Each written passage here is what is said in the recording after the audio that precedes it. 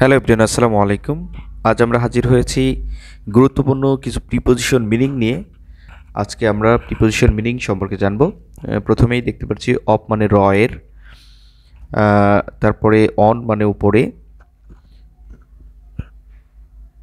তারপর ওভার মানে উপরে, অ্যাভব মানে উপরে, আন্ডার মানে নিচে, বিলো মানে নিচে, বিসাইড মানে পাশে, বিহাইন্ড মানে পেছনে, ইন ফ্রন্ট অফ মানে সামনে, ইন মানে মধ্যে এবং নাউনের শেষে এ অন্তঃস্থ তে প্রকাশ করে, থ্রো মানে মধ্য দিয়ে বা মাধ্যমে, উইথ মানে সাথে, বাই মানে দ্বারা, উইদাউট মানে ছাড়া।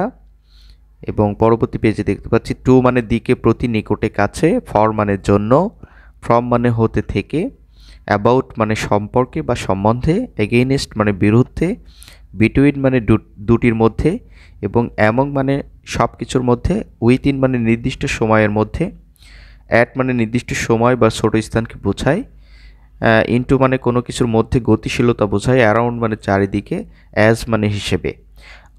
অবশ্যই এই প্রিপোজিশনগুলো নোটেড রাখবেন এবং আপনাদের যে বোর্ড কোশ্চেনগুলো সলভ করার জন্য এই মিনিংগুলো খুবই দরকার হবে।